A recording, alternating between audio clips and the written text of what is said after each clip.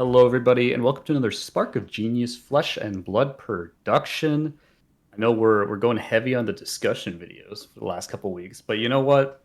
It's never too early to have Yuki Bender, the PTI Hunter, 2021 Canadian National Champ.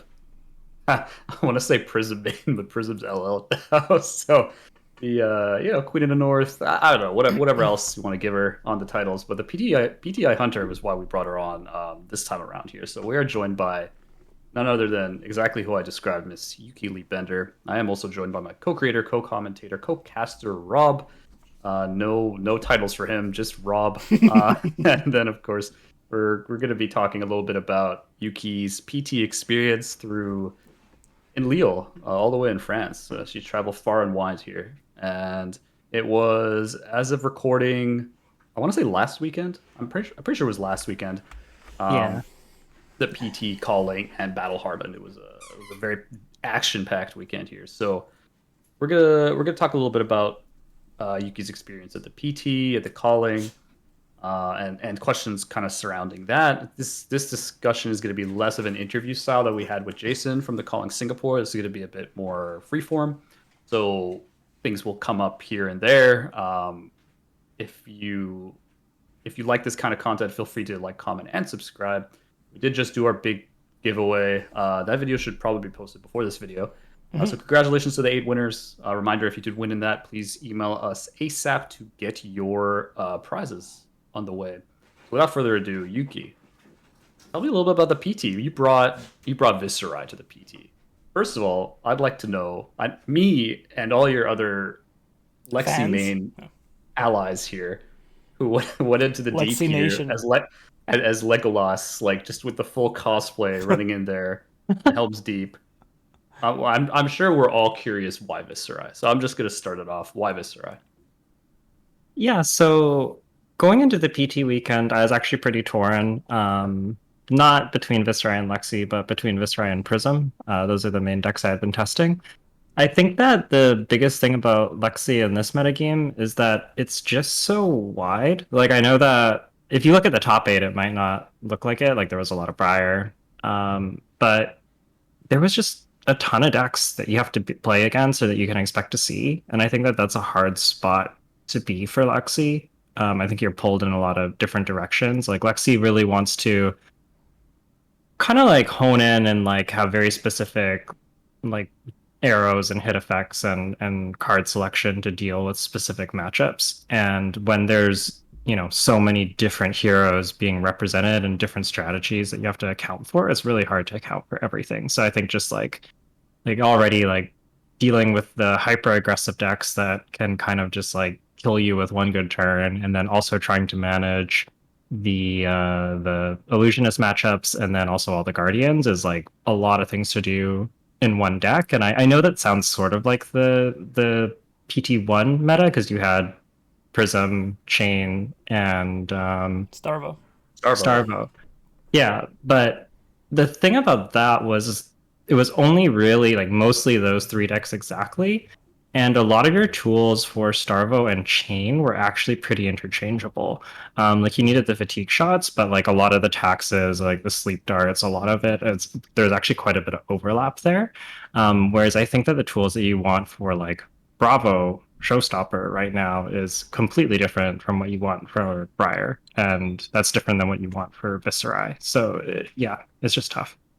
Okay, so that makes sense Mhm. given the current meta, like the Viscerai. How did it go for you? I mean, day one coming with Viscerai. I know you had the draft portion first, so you had the 3 rounds of draft and then the 4 rounds of CC going into day two. So walk me through kind of how you felt about the draft for Uprising, and then what you saw as Viscerai in day one. Yeah, so the draft started out. I had a bit of a interesting draft.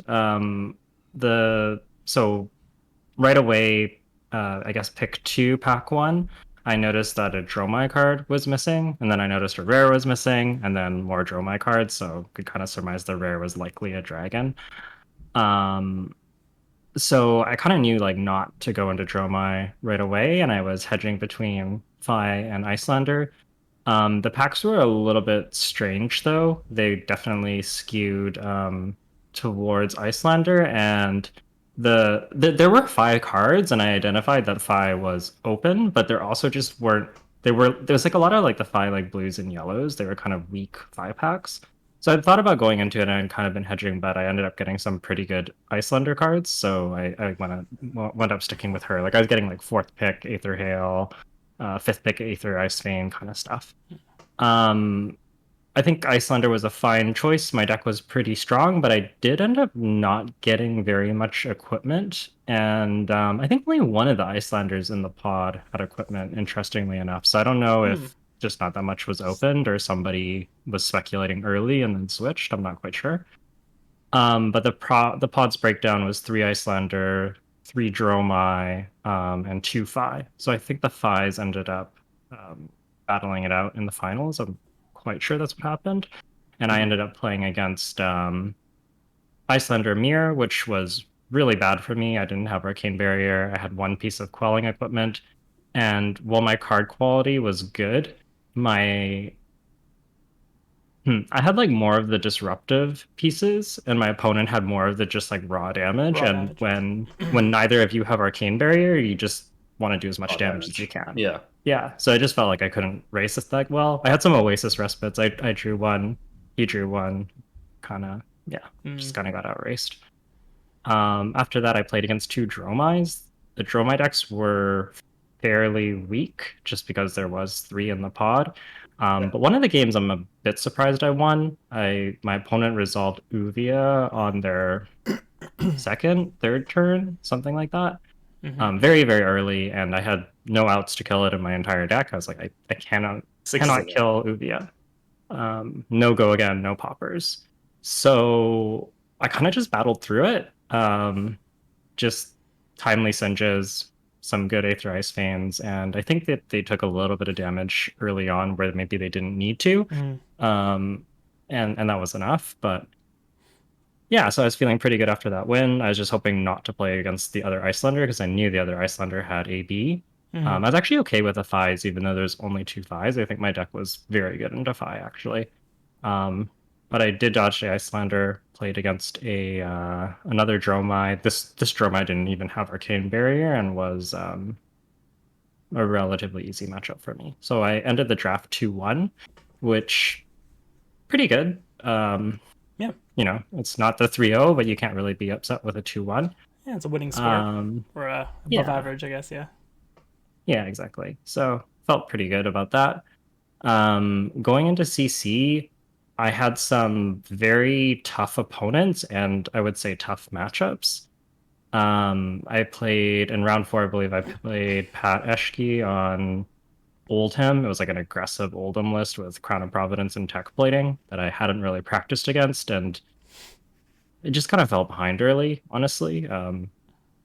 Seems kind of funny to say, but like I kind of got outraced by him a little bit. I didn't have I wasn't quite lining up the hands I needed, and I got low pretty fast just off the back of some like 8 power attacks with a red pummel. You take 2 of those, you're at 16 all of a sudden, and it's like, whoa, okay. So yeah, I just felt a little underprepared for that particular configuration of Oldham. It took me by surprise a bit. After that, I played against another Oldham, more defensive. I did manage to get the win there. Then I played against Black's Prism. Actually ended up making it all the way to top 8. Quite a interesting match. I felt like we were both drawing really well. He kind of had like the iconic like double auras at the start. I believe he won the die roll as well. And I also drew pretty hot with like Mordreds and Rebels and got him pretty low and was managing his board okay. The game kind of came down to I had an off turn, and then when I managed to set up lethal, I think I had like a Rebel turn and he was at 2. He managed to play 2 Arclights in a row, and that was enough to just lock me out of the game with Merciful in play as well. So, bit unfortunate, but it does happen. It felt like a pretty close game. And at this point, I guess I'm 3-3, which is really not where I want to be. I think that you need to be X3 to top 8, and even then, I believe Michael Thang and Yeah, Cody Williams well, Cody Williams. That's right. Yeah, two of them bubbled out at Bubbled. X3. at X3. Yeah, Right. Yeah. Yeah. Even though they allowed you to make day 2 with X4, it didn't make sense for anyone who wanted to make top 8 at that point. Yeah, and so after the 6 rounds being like X3, I knew I was pretty likely to bubble, even if I was able to win out the rest. I don't know what I would have done had I ended on X3, but what ended up happening was I played the 4th round. I got paired into Kale McCreath, and on Bravo, I assume. yeah, on Bravo, and Classic. he didn't miss his disruption, and I didn't really draw hands that did very much. Yeah. Yeah, unlike me and Rob's game, Kale probably hit what he needed to hit to close out the game. That But game, that oh my matchup, gosh. Bravo Viscerai is definitely like, if Bravo doesn't miss, there is no window for Viscerai. Like there is no setup, Yeah. there's no nothing, right? Because of all the on hits. So it definitely makes sense. If you roll high, you roll high, right? Yeah. And I kind of had like I drew both of my sinks on like the first meaningful turn, which is like you want the sinks in that matchup, but drawing them together was Not really together. awkward. Like Yeah. yeah, because I ended up sinking a card and drawing into the other sink, and I was like, I guess I play this for your like I think it was just like a vanilla attack or a crush effect I didn't care about. Okay. And it was just kind of like, ugh, this is just not very Being good. wasted on something that you don't really need to block, right? Yeah, I got him kind of low, but it was one of those games where like all the life trades are on his terms, and I'm not, even though the life pad looks kind of close, it's not very close at all. So I ended day 1 at 3-4, which is technically a day 2. Like that does let you play day 2, but I Yeah. didn't have much interest in playing it out. I wasn't having fun playing Viscerai into all the Guardians. It was just kind of miserable, honestly. Yeah, it's true. And 3 Guardians and 1 Prism. yeah, I think I would have had to win out in order to even have a shot at top 32. Top 32. Yeah. Yeah. That's So just felt like, what's the point? I can get a fresh start in the calling, and I can play Prism, which I ended up feeling like was maybe the better pick, especially when I saw like Fino in the day with a very good record. Yep. Ian Zhang was, I think, 5-2, 6-1. Yeah, he was One of the 5. two. I think he was 5-2 day 1, and then he outbaited the next day. But and then there was one Prism was like 10-0 at one point or something like that. Yeah. In day 2, they were 7-0, and then they won their draft, so they were like 10-0 going into round 11 for the. Yeah, there was. Yeah, exactly. Yeah, and there just ended up being more Guardian than I really had anticipated going in. Like I thought there would be some, but there was really quite a bit. I think I also got matched into a lot of it, but I was just it ended up feeling like Prism was the better pick, and so going into the calling, that's what I did. I played Prism. That's fair. Yeah. So just like one more thing about the PT here.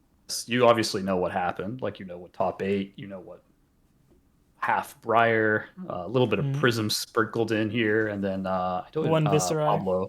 Pablo on Pablo. I'm just gonna say he was just on whatever. It doesn't really matter. And one dash. And one dash, yeah. The German national champ, right? So, what do you think about like the result of the PT specifically? Yeah, it didn't super surprise me. It was a very similar top 8 to Singapore. I thought that I thought that Dash was going to be probably the best deck going into the weekend, and the reason not Dash. Briar? Sorry, Briar. Okay. I thought Briar was going to be the best deck. I thought that Dash was, even though Dash 1 Singapore was kind of exploitable once you knew what to do, you could, like, Viscerai can just fatigue it. Prism can fatigue it. Briar can honestly race it if you block the key on hits. So I think like once people knew that matchup and the gameplay patterns, it was not as strong a deck. Briar surprised me like a little bit. I did think it was the best deck, but I didn't think it was by such a big margin. I thought that half of top 8 best deck. Yeah, I thought that it would be represented a lot, but maybe more like three spots in the top eight. It didn't really surprise me that it won, but I thought that Viscerai was a little bit closer to Briar than I think it actually was. I think that matchup is actually um the closer I got to the PT, the worse I felt about that matchup, the Viscerai Briar matchup. And I think that as decks got a little bit more refined, it became harder and harder. Yeah. Um so yeah, I wasn't super surprised, but I guess she overperformed a little bit of my expectations, and I think there's some interesting Briar decks too. Like Matt Folks's deck was, The Belittle Briar. yeah, with all the on hits and sort of just this ability Yeah, to yellow keep snatches. drawing cards and Yellow going cards. forever was Yeah. interesting. We hadn't really seen that before, so that was cool. I really did think it was like the Creepers Abuser deck. Like that's really what it was Yeah. built upon. Like Creepersing in Channel Mount, which he did a couple times during the top eight stream. I feel like that was the main exploit that you just like come in with that snatch and you know you're channeling like Force of Nature or channeling in like channel or something like that, right? Yeah. Yeah, it seemed like a great deck for the weekend. It's very, I think that you're pretty favored into aggro just because you have so many on hits and they can't really Yeah. deal with it. But interestingly, I think the deck actually is not quite as good into Prism. And I think that if people like going into national season, like Guardians can play like Crush the Week against it and stuff like that. So I'm curious to see if we'll see that deck stick around, even if it was a really good meta call for this particular weekend. We'll see.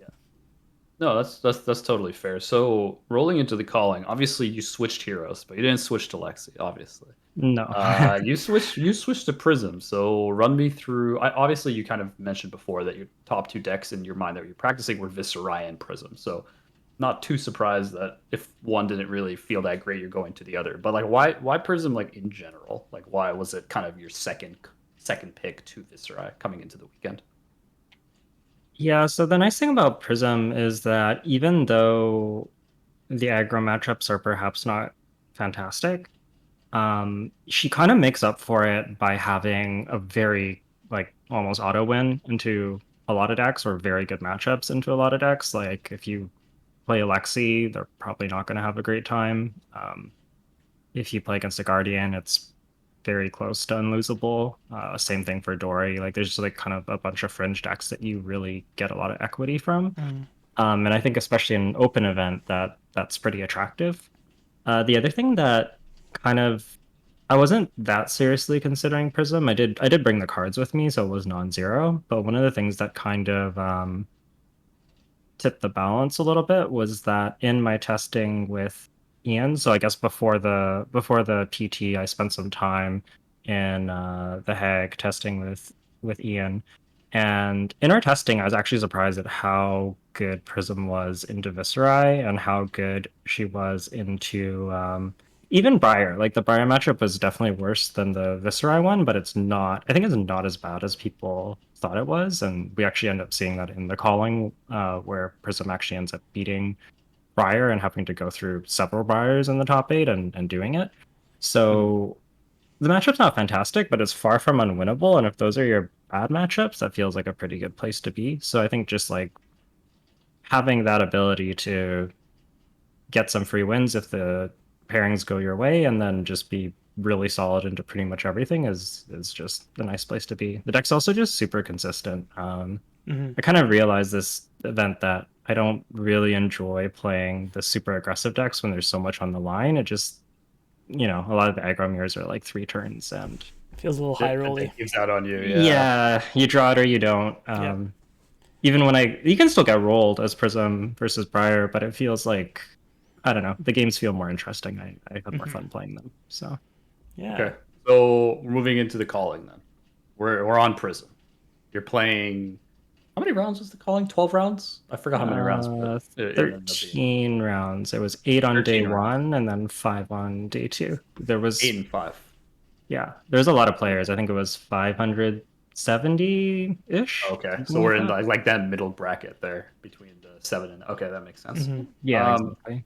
I'm not gonna ask you to recount 13 games.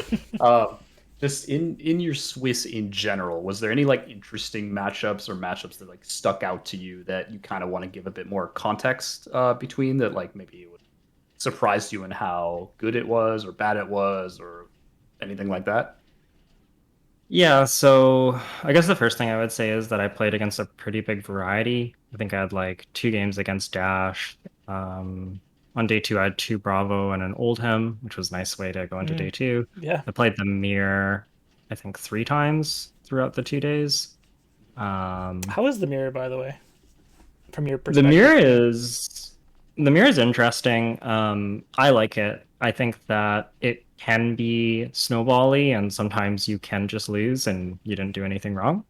But I also think that it is very. I think it's a very technical matchup, and I think that there are a lot of things you can do that are incorrect, and a lot of things, and a lot of those incorrect plays can just put you way behind.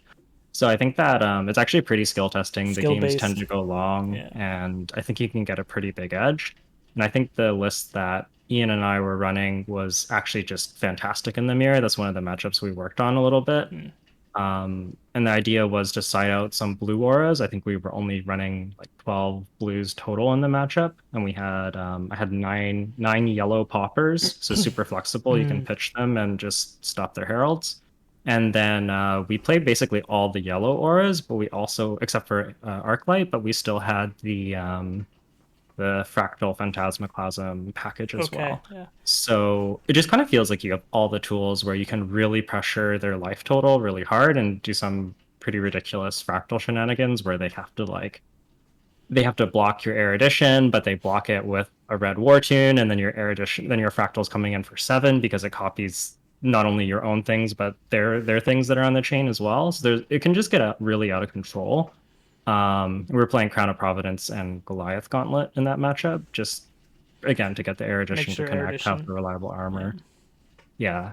And we found that when you try to play auras into it, that even if you have the popper, you kind of get stuck. Like you spend 1 card popping, you spend 2 cards playing an aura, and the other deck can sometimes like still throw a war tune and play an aura, then kill your aura, and it's like not really a great spot to be. So, or just like kill it with a shield. So it felt like we had kind of all the tools, and I felt like I had a pretty big leg up in basically all the mirror match games that I played. I felt like our strategy was just very dominant, honestly. Awesome. Yeah. Okay, fair enough. So there was after the 13 rounds, going into top 8, there were a couple Prisms, a couple Briars. There was a Dory. That was kind of maybe the That was the one 13-0, that got away. or was it 12? 12-1. 12-1? Sorry, 12-1. 12-1. Yeah. Yeah, 12-1. I think he was the second seed 12-1. I think there was another 12-1 that was first seed. But he was 12-1. On Dory, I remember I like tuned in. It was like match something. It wasn't obviously the match first. The first it was the third match, I think. So it was the second seed and the 7th seed. And so that one kind of definitely took me by surprise, given how many prisms were there. Like the Dory making it that far.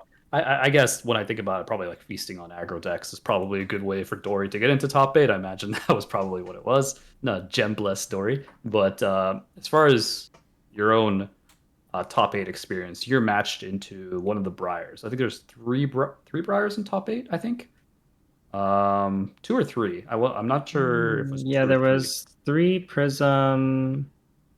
I 3 think it was Prisms, three 1 Prism, Dory, 1 Dory, 1 Dash. Dash. I Yeah, I think it think it was was a three Dash. Briars. Was it a It, Viscerai? No, it, it it wasn't was a one of the Viscerai. two. It was either Yeah. Viscerai or Dash. I forgot. Well, I'm getting the PT. Actually, it's like pretty similar PT to calling top 8, so it's getting a little bit blurry. But They were very similar, and I remember going back and watching the stream, and they actually originally like they had updated the names but not the yeah, heroes next to it, Right. so yeah, that's I making it saw it. extra I, confusing. I looked at it in one of the videos. I'm like, oh, it's the same top. Like, Yeah. it can't be. There's no way that's right. But like half Briar, I'd probably believe it if you told me Yeah. that was true. But It's a you were pattern into now. one of those Briar players, top 8. Tell me a little bit about because we didn't get to see that match, so we only got to tune in the third round of quarters. So tell me a little bit about that Briar match. Yeah, so I was 6th seed going in. My record was 11-1-1, but both my losses were D1, so not the best breakers, but yeah. So I ended up, of course, going second. my start wasn't really what I would hope for in that matchup. Usually I like to, the plan is to play auras into that matchup and try to establish a board. And usually if you can get kind of like 3 auras, 20 life and stabilize, you can usually close out the game. The issue was that I was drawing all heralds early on. Luckily they were pretty good ones, like a lot of war tunes. I could do like double war tune off a yellow or a miraging off a tunic, like those kinds of plays. But I wasn't really setting up a board. Yeah. That being said, the dashes, or sorry, the Briar's start was a little bit slow. Pretty below average turns, I guess you could say. So I did get a life lead. I think I was up something like 30 to 20-ish. And then I start seeing my auras and I decide to take some damage to set up my board. And I think it's Parable, Haze Bending, and another blue aura. I think it's Pierce. Pierce or Shimmer is one of the two. And I'm feeling pretty good because I have 3 auras. I'm at 19 life, which is kind of like right what I was talking about. And I have he's also at 19, and I have a Miraging Metamorph in my arsenal that's going to be awesome with my board.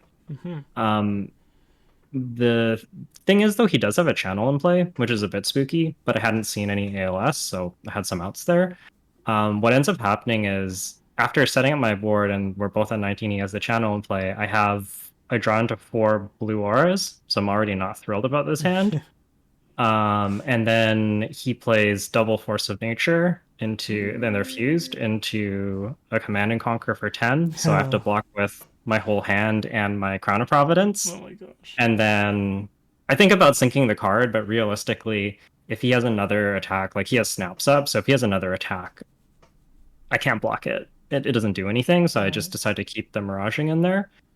He has a Snatch, so he snatches for draw 3. He kind of whiffs, sort of, off the Snatch. He ends up making a Rune Chant and arsenaling. I think he arsenals a Lightning Surge. Like it is a go again attack. Right. I think it must have been Surge because, yeah. And he probably lost channel. Mount Heroic at this point, right? He did not. So that's why I say he sort of whiffed. Like he still got a good arsenal, and then because he pitches for the Rune Chant, he ends up managing to keep it. Yeah. Right. Yeah. And then my next hand blocks. I think I draw 2 yellow auras, and it blocks 6. And I'm already after that turn, I think I'm down to like 9 or 8 life or something like that. So yeah, pretty doomed. He killed me on the spot. There wasn't really anything I could do. I couldn't really block. Unless that Sentinel, that was it.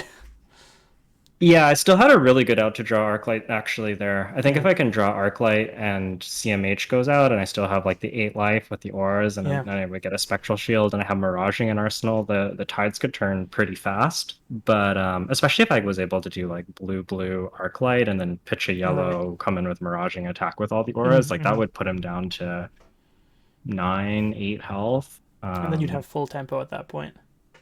Yeah, certainly becomes very, very close. It kind of depends how the next couple hands line up, but yeah, it just didn't go that way. I didn't see the Arclight. I think even if I saw better blocking hands, like if they were like full of 3 blocks, I think I might have been okay there. It's just, yeah, it was too much. Not much I could do.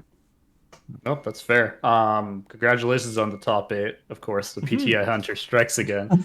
You're flying further and further for these PTIs though, so I wonder where you're going next to grab a PTI. But congratulations nonetheless. What was your gold foil? Curiosity. Yeah, so I have a bit of a fun story. So I was planning to wait to open the gold foil when like Ian and more people were around. Yeah. But then I was watching the 2 of the Sunflower Samurai, so that's Pablo's team. 2 of them were opening their gold foils, and the first guy opened up Shuko, and then the second guy opened up New Horizon. And as soon as I saw New Horizon, I was like, well, I gotta see if I can trade him. Make my move. Yeah. So I immediately opened mine, and I hit Spellbound Creepers, which is pretty nice hit. High priority one, I would say. Yeah. Yeah. And then I just immediately asked him if he wants to trade, and he was happy to do it. So, awesome. Shout out to him. That made my weekend. I was like grinning from ear to ear. Yeah. I was super happy to get the New Horizon. Is this a card you plan on playing? Your own gold foil. Sign your own Yeah. gold foil. Sign my own gold foil. Well, that's not part of the I plan. could have But gotten James White to sign it. it's true. If you're into that, I don't know. I think I'll just leave it. Yeah. Did you open up I the wrapper and everything? do. I didn't end up opening up the wrapper, but I do plan to play it. I know that I remember that PCG said that they're doing the slab that like fits in your deck box. So I think it Interesting. says something about Yeah, that. yeah, yeah. I think I saw something about that. It just like Yeah. make sure because the mat cases are too big, you need like an oversized one, but they're gonna make one that like yeah, no, I've Yeah. definitely Or slabs are just too big in general, and you're allowed to play with your slabs. So they're gonna make one it's that you Yeah. can play one a little easier, more Yeah. easily. So I so think I'm gonna wait for that and since it has like it's like the 9+ yeah. authenticated thing on it, I don't really want to open it. Oh, I Just Yeah. forgot that you got it slabbed already, right? it's not It, slabbed. It comes oh, it pre-graded. came pre-graded. I'm sorry. Yes, yes. It's not even graded. It just says that it's guaranteed to Right. be There's a minimum Oh, 9 or grade. higher. Yeah, yeah. They just guarantee that at least the quality reaches a certain standard, so you don't end up with like a ripped gold foil or whatever. Some of them have Yeah. terrible like whitening on the edges and Yeah. corners, so they wanted to make sure that people who won these things don't feel like they won garbage, right? Because no one's gonna want it. They made sure that at least it reaches a certain standard, so it's near mint at least. Yeah. That's fair. And it's sort of funny. I'm not exactly sure what it looks like because the little 9+ tab, like Does it it cover? covers the top of the top loader, so I can't actually Oh, see the top of the card or the corners. So I don't know, like how is I it only kind of packaged? know. Is it so the top It's loader just and you have it's the just like sleeve? before. You have it in the wrapper in the top loader, In the and then it top has like a loader. Okay. little piece of like card. Oh, On It's the like on the top cardboard loader. over the and it top. covers the top. Okay. Oh Yeah. wow, that's kind Okay. of weird. So you can't take Yeah, it so out I'm just without like, ripping that? Or yeah, I Guaranteed 9 can't. plus okay, story. okay. Don't worry, they're guaranteed. It's guaranteed, so I'll take it. They said that if you take it in, they'll give you a 9+. So I think I'm gonna Mhm. wait to do that because that seems like probably the best way to have the card Yeah, stored and be able to I play think with it. so. So I think so. that makes sense. might Okay, have to wait a so bit to play it, Maybe we'll make but a submission together. I have stuff to send la- also. last kind of obviously you didn't play the battle hardened because you did to the calling, so I'm not really gonna ask you about. It was a limited battle hardened. I think Michael Hamilton Oh ended up yeah, winning it. limited, right? I heard there were like 6 rounds for like hundreds of people, and there were like 25 X1s or something ridiculous like that. But I'm yeah, not really you gonna had go to. too into that. Yeah, you had to X1. Your loss had to be in round 6. Right. Otherwise, you You bubbled. were doomed. Yeah, Yeah, which makes is sense. like I don't know. I'm not gonna comment on that. I just think it's funny. But It's a rough tournament for sure, Yeah. yeah, but the top 8 was pretty stacked. Yeah. yeah, no, that's fair. So that was kind of like the event. I did have, of course, I mentioned a little bit about like your kind of assessment, a little bit about For the the obviously you're coming still playing national around. season as well. Yeah, the couple national season, world season, because I think there'll be one BNR, but they probably, unless there's something shockingly like something crushes national season, I can't see them making too many changes because the next set probably won't be out until after worlds, anyways. But I guess for the national season for everybody. Um, First, what do you think? Like Prism's LL'd out, so what are your? It's a bit of a two-parter. The first part is what do you think that does like to the meta, and who do you think are gonna kind of rise to the cream of the crop, as they say? Yeah, so I think the big winners from Prism leaving are obviously the Guardians. I think the Guardians are going to be very good. I suspect Oldham's a little better than Bravo, but I think that they're both going to be pretty strong, and you're going to expect to play both. And I think that they might, in a sense, kind of like it's weird because Briar won the PT, right, and was in the finals of the calling against Prism. So in a lot of ways, like Briar was the deck of the weekend. It was definitely the best choice. But I think going into nationals, that it almost feels like Guardian might be the deck to beat. I don't think you can disregard Briar. I think that's going to be a deck that Right. sees play too. Yeah. But I think you need to have a plan for Guardian. Mhm. So that's the big one. I think that Icelander might show up, hmm and like we already saw Icelander in the top 8 of Singapore, and I think there was some like pretty close. Like if they got one more win, they might have been in contention kind of thing at the Pro Tour. So I suspect Icelander to only get better. Yeah. Um, and then I'm also pretty curious about like Dash becomes interesting with Guardian being better. Maybe Dash is a good Go back choice. to I'm not control sure. dash instead of the Unga Bunga, like just boost away, right? Exactly. Yeah, True Yeah. meta. Yeah. So it depends if you can still handle Briar with that setup. that's It a might good be point. hard. Yeah, I think you can. I It's mean, the interesting. list we saw that Jason ran had a pretty good package. I think into they have like a good control package and a good aggro package. So I think that Dash can tech pretty well into both scenarios. Maybe not as fully as she wants to, but there can Mhm. still be a good battle plan into the Guardians, even though you're going more of an aggressive package. Yeah, Yeah. for sure. Yeah. And maybe the last one is maybe Dory. I think Dory question mark. I mean, 12 Dory one is question something. mark. 12 1 She is showed Yeah. up, yeah. Prism meta. Yeah, losing the terrible Prism matchup is obviously really good for her, Hmm. but I also think that The Guardian matchup, maybe? A little yeah, tough. Oldham's not you're not thrilled to face against an Oldham Oldham. sounds horrible. Hmm. Like, I don't. Yeah, it sounds Ugh, really bad. And yeah. Yeah.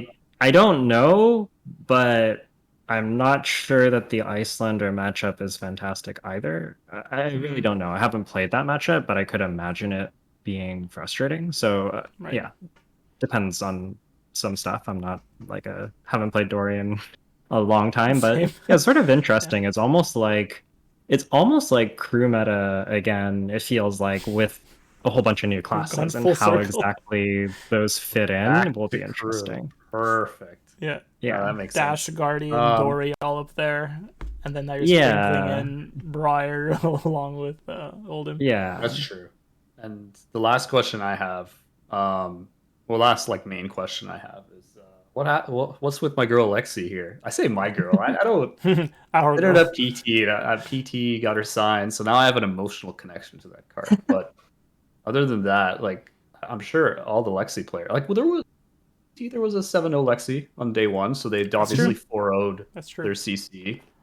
Not like I don't really remember seeing what kind of matchups those were. However, where do you see Lexi fitting into this new reign of Guardian Terror? It'll be interesting to see. I think there's some work that needs to get done. The current Lexi lists are built with Prism in mind, and there's a Right. lot of, I think, concessions and like how you build your deck that you have to make in order to have the Prism matchup be reasonable. Yeah.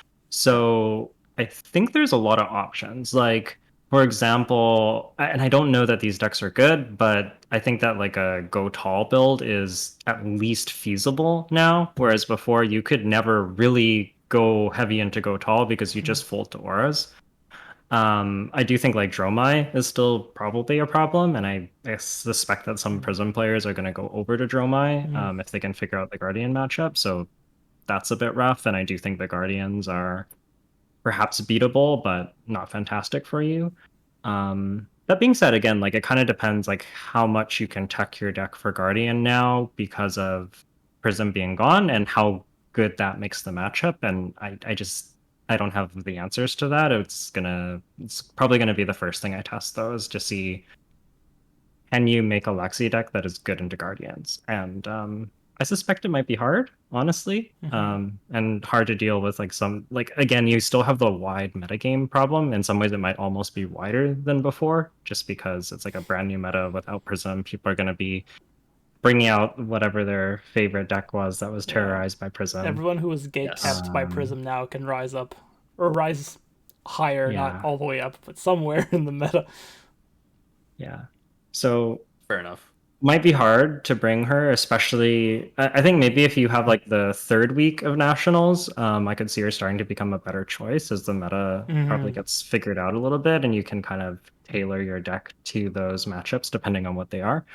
Um, for Canadian nationals, I don't know. I would love to bring her again, but yeah, it kind of depends how the Guardian matchup feels. Hmm. Mostly, I think that's the big one. Do you see yourself Yep. considering Guardian at all?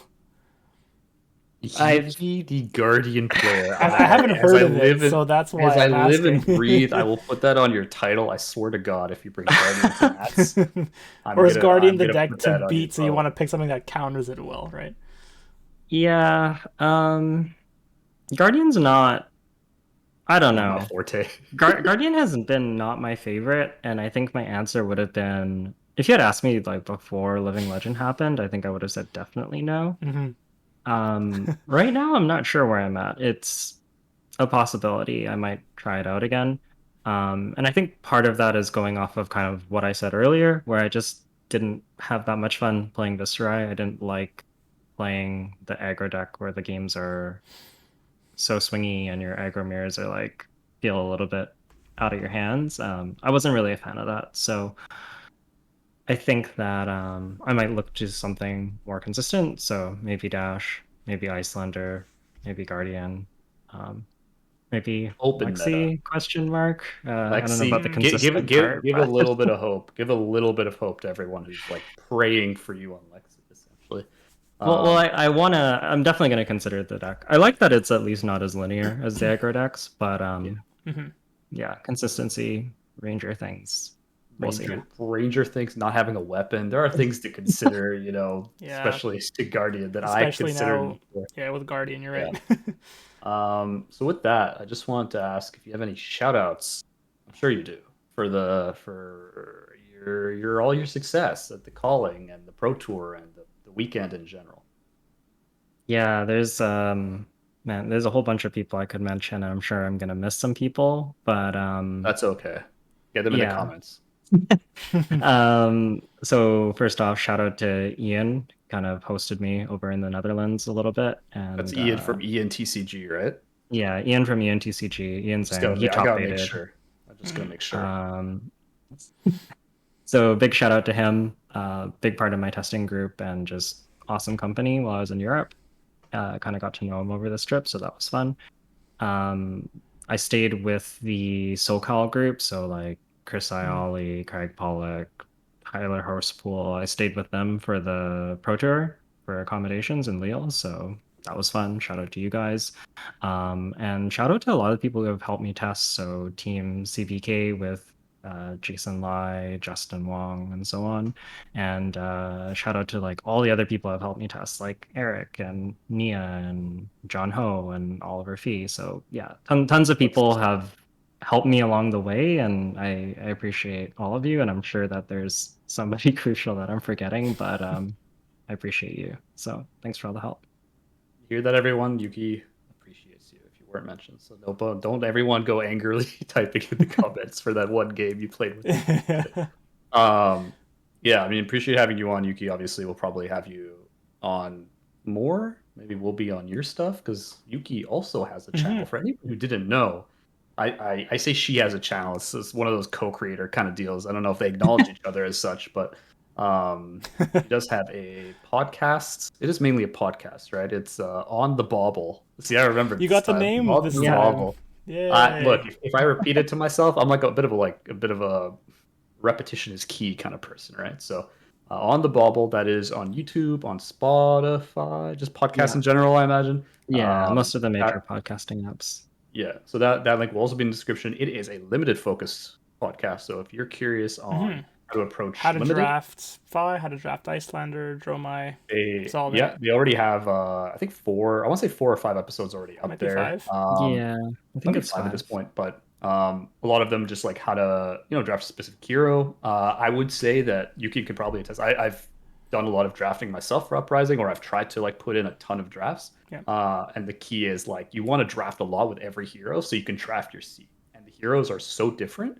Not only them, but their strategies into each other based on what deck you have. Like there's so It's many a like graph. nuances based on that. Yeah. And I think there are really no limited based podcasts. So I would implore you to go check that out. I mean, Yuki obviously has articles about the stuff, but it's also nice to get a little bit of a podcast in there. So definitely check that out. Appreciate your time, Yuki, obviously. And with that, from wherever you're watching in the world, have a good morning, good afternoon, good evening. Bye for now.